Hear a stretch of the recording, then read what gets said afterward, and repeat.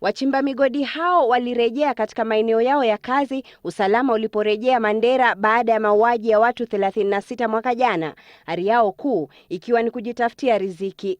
Lakini OCPD wa Mandera Mashariki Ekai Maruk akatoa agizo kwa wahame eneo hilo kwa sababu hakuna usalama.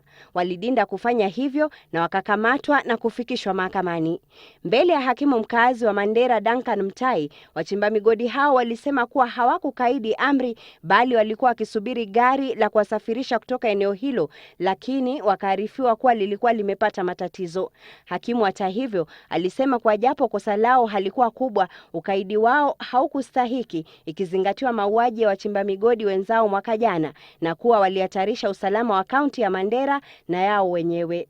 Hakimu huyo akisisitiza kuwa mahakama itazidi kushirikiana na vikosi vya usalama kuhakikisha kuwa usalama unadumu na kwa sheria inafuatwa. Wachimba migodi hao walikuwa wamekamatwa wiki jana kwa kukaidi amri hiyo, wakaachiliwa kwa faini ya shilingi 3,000 wakisubiri kufikishwa mahakamani.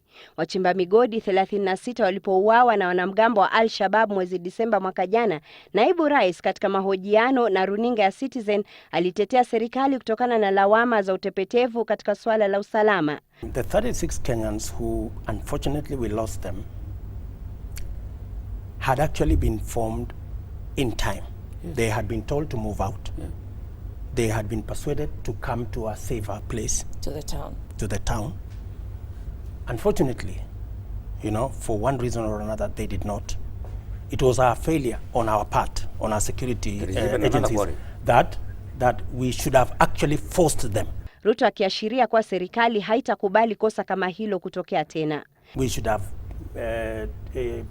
used force to get them out of that place. Maafisa wa usalama wametoa marufuku kwa wachimba migodi kulala kwenye mahema yaliyoko kando ya matimbo. Faiza Maganga, Citizen Nipashe.